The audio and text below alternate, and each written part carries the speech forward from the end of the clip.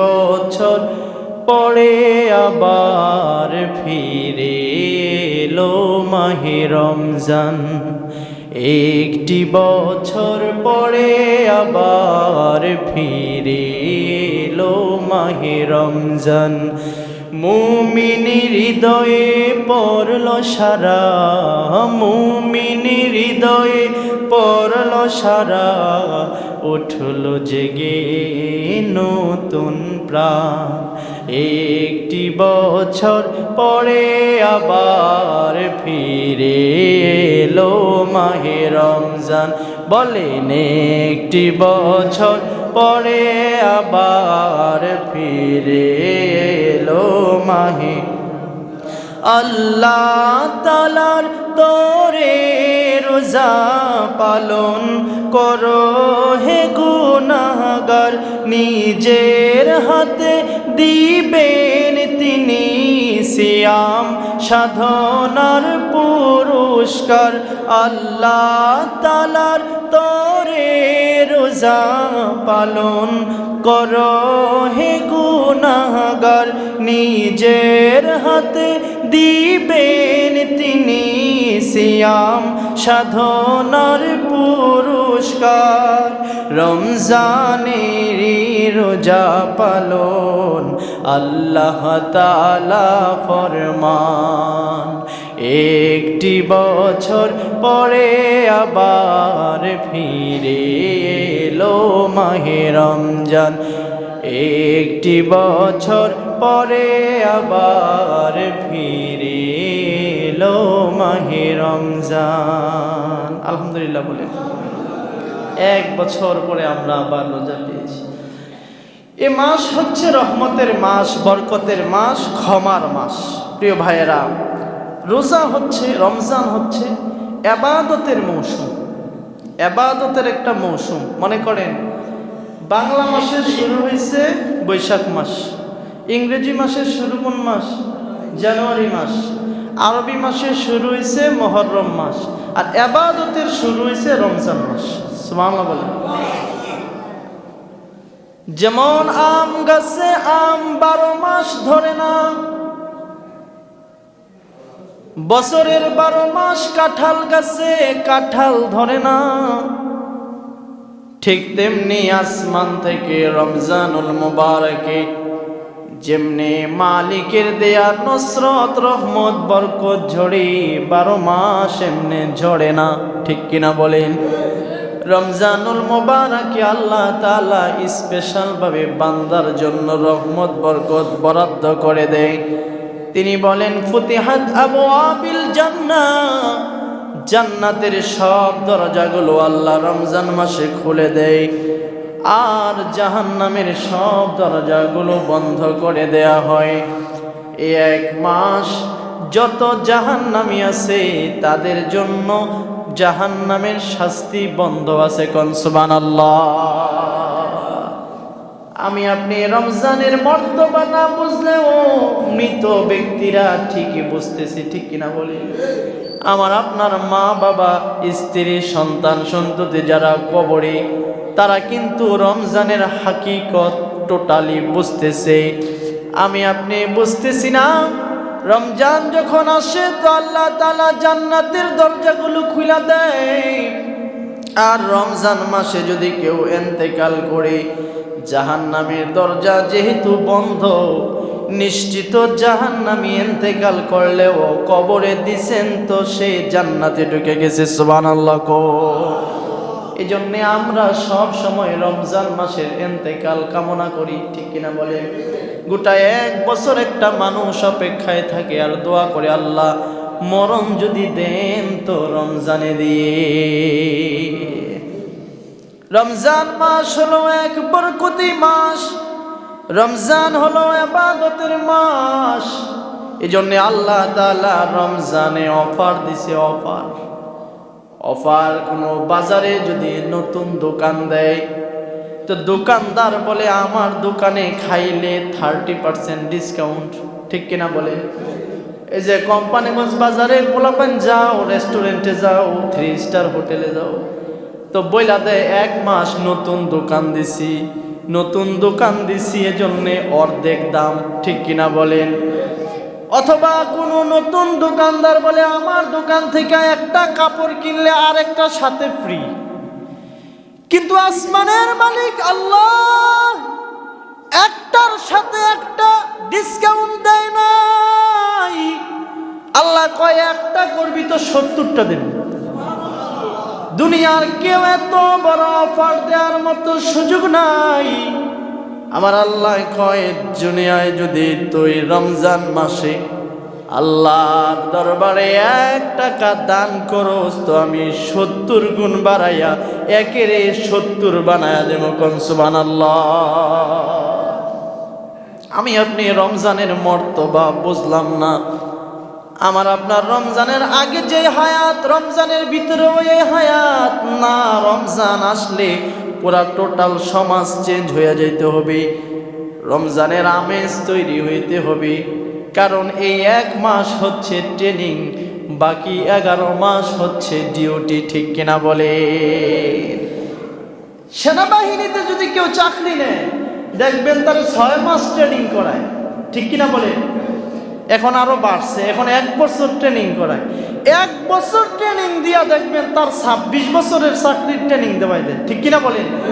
এই ট্রেনিং দিয়া সে 26 বছর চাকরি করে।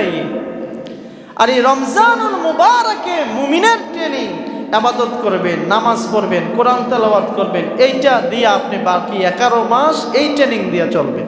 সুবহানাল্লাহ বলেন। এটা হচ্ছে ইবাদতের মৌসুম।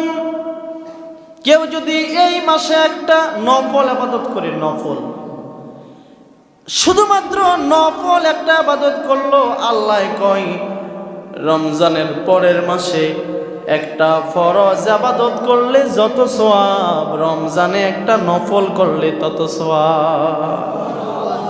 এই যে সুবহানাল্লাহ বললেন, এটা নফল। এটা কি নফল? এটা অন্য মাসের ফরজের সমান। আবার ফরজ আদায় করলাম, সুবহানাল্লাহ বইলা। আর কেউ যদি এই মাসে একটা ফরজ ইবাদত করে তাহলে অন্য মাসে 70টা ফরজের সমান। সুবহানাল্লাহ বলেন। কেউ যদি এই মাসে একটা সুন্নত আদায় করে, মনে করেন এই মাসে কেউ মেসওয়াক করলো সুন্নত, অন্যান্য মাসে 70টা সুন্নত আদায় করলে যত সওয়াব, এই মাসে একবার সুন্নত আদায় করলে তত সওয়াব। এজন্যই রোজা এসেছে আমাদেরকে ইবাদত শিখাইতে, আল্লাহর ভয় শিখাইতে। এই মাসে বেশি বেশি আল্লাহর ভয় শিখবেন। কোরআন আল কারীমে আল্লাহ তাআলা এটাই বলেন, আমি রোজা দিয়েছি এজন্য, ইয়া আইয়ুহাল্লাযীনা আমানু, ইয়া আইয়ুহাল্লাযীনা আমানু কুতিবা আলাইকুমুস সিয়াম কামা কুতিবা আলাল্লাযীনা মিন ক্বাবলিকুম লাআল্লাকুম তাত্তাকুন। আল্লাহু আকবার। আল্লাহ কয় যেন আল্লাহর ডর শিখতে পারো, যেন আল্লাহর ভয় শিখতে পারো, এজন্যে আমি তোমারে রোজা দিছি। আর এই রোজাটা আল্লাহর ভয়ে হবে কখন? যখন এই রোজাটা আপনি ইখলাসের সাথে করবেন, ঠিক কিনা বলেন? দুনিয়ার সব ইবাদত মানুষকে দেখানো যায়, রোজা দেখান যায় না, ঠিক কিনা বলেন? নামাজ পড়া যায় কইতেন পারবেন, সবাই দেখছে নামাজ পড়ছি। হজ কইরা আইসা দেখাইতে পারবেন, এলাকার সবাই জানে আমি হজ করছি। রোজা রাইখা দলিলের কোনো সুযোগ নাই। আপনি গরু খাইছেন না না খাইছেন কেটা জানে, ঠিক কিনা বলে? অথবা পানিতে ডুব দিয়া পানি খাইছেন নাকি খান নাই কেউ জানে? এটা দেখানোর কোনো সুযোগ নাই। এই জন্যে আল্লাহ কয় আস-সাওমু লি ওয়া আনা আজজি বিহি, রোজাটা শুধুমাত্র আমার। সুবহানাল্লাহ কোন। রোজাটা আর কারোর জন্য রাখছস না, এটাতে কোনো সন্দেহ নাই। নামাজ পড়া নামাজি বলার জন্য তুই দেখাই না নামাজ পড়তে পারস, যাকাত দিয়া সিরিয়াল ধইরা এলাকার মানুষে দেখাইতে পারস, কিন্তু রোজা রাইখা দেখানোর কোনো সুযোগ নাই। বোঝা গেল এটা রাখছত কার লাইগা? আমি আল্লাহর লাইগা। এজন্য আল্লাহ কয় এটার পুরস্কার আমি ফেরেশতা দিয়া দিতাম না, এটার পুরস্কার আমি আল্লাহ নিজ হাতে দেব। কোন সুবহানাল্লাহ, নিজ হাতে দিবে।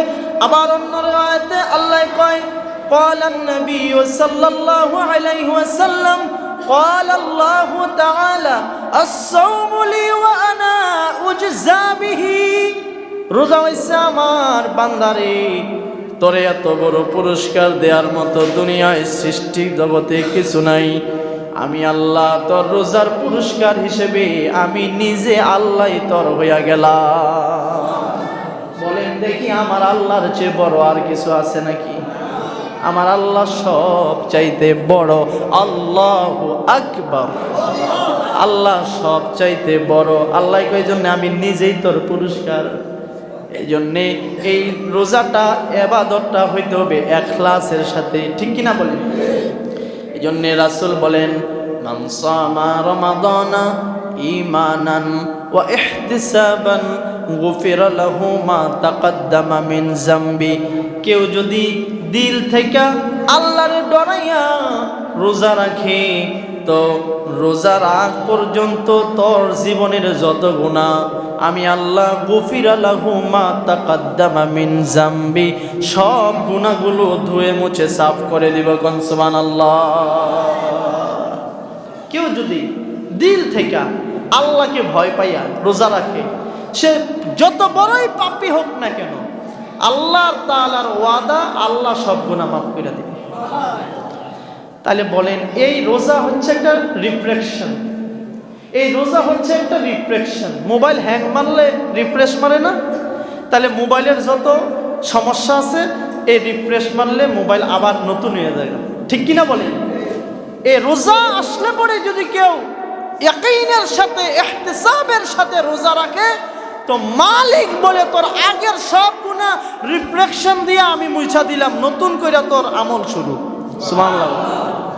এত বড় অফার পাইয়া আমরা যদি রোজা না রাখি, আমাদের চাইতে হতভাগা আর কেউ আছে? আমি আপনাদেরকে রোজার আগের জুমায়, আমি গত জুমায় আপনাদেরকে বলছিলাম এই রমজান সুখবর, আবার কারো কারো জন্য দুঃখের খবরও আছে, ঠিক কিনা বলেন? রাসূল মনে নাই আপনাদের হাদিসটা? মিম্বরে দাঁড়াইয়া রাসূল যে আমিন বলছিল, রাসূল বলছে আমিন। সাহাবায়ে কেরাম বললেন ইয়া রাসূলুল্লাহ আপনি আমিন বললেন কেন মিম্বরে দাঁড়াইয়া? আল্লাহর হাবিব বলে আমার কাছে ফেরেশতারা আসছিল, আমি যা দেখি তোমরা তো দেখো না। জিবরাইল আইসা আমারে বলল ইয়া রাসূলুল্লাহ আপনার যেই উম্মতেরা দুনিয়ার হায়াতে সে রমজান পাইল, কিন্তু তার গুনাহগুলো রমজানের ভিতরে মাফ করাইতে পারলো না, সে ধ্বংস হয়ে যাক। রাসূল বলে আমিন, জিবরাইল যা কইছো সত্য কইছো, আমি তোমার সাথে একমত, সে ধ্বংস হয়ে যাক, তার বাইচা থাকার দরকার নাই, সে ধ্বংস, ঠিক কিনা বলেন? তাহলে এই রমজান শেষ হইয়া গেল, আমার আপনার গুনাহ শেষ হইল না, আমি আপনি কি ভালো না ধ্বংস? এই জন্যে প্রিয় বাবারা রমজানে আমাদের পরিকল্পনা দরকার। এই রমজানটা হওয়া চাই আমার আপনার জীবনের শ্রেষ্ঠ রমজান। আমাদের রমজান শেষ হয়ে গেলে মনে হয় আহারে কত ভালো হওয়ার দরকার ছিল, ভালোই তাহলে আমরা রমজানটা আমল করার দরকার ছিল, আমল করতে পারলাম না। না, এটা এখন থেকেই চিন্তা করেন, ঠিক কিনা বলেন? এ রমজান আবার হায়াতে বাঁচতে না সামনের বছর পাইতে। এ রমজানে ব্যস্ততা কমাই দেন, রমজানে ব্যস্ততা কমাই দিতে হবে। কাম কাজ কম, কাম কাজ কি কম? 11 মাস কাম করবেন, এ রমজানটা আমলের জন্য কিছু সময় রাখতে হবে, ঠিক আছে না কথাটা? বিশেষ করে ফজর থেকে সেহরি থেকে শুরু করে সূর্য ওঠা পর্যন্ত, আর আসর থেকে শুরু করে ইফতার পর্যন্ত, এই 2টা সময় কাজে লাগাইতে হবে। রাজি আছেন তো সবাই? 2টা সময়। আসরের পরে আর কোনো ব্যস্ততা যেন আমার আপনার না থাকে, অনুরোধ করে বলি। আসরের পরে যে যেই কাজই করেন বাড়িতে আইসা পড়ে, আইসা কিছু নফল ইবাদত করেন, একটু কোরআন তেলাওয়াত করেন। ইফতারের আগে দোয়া কবুল হয়, সুবহানাল্লাহ। ইফতারের আগে কি হয়? দোয়া কবুল হয়।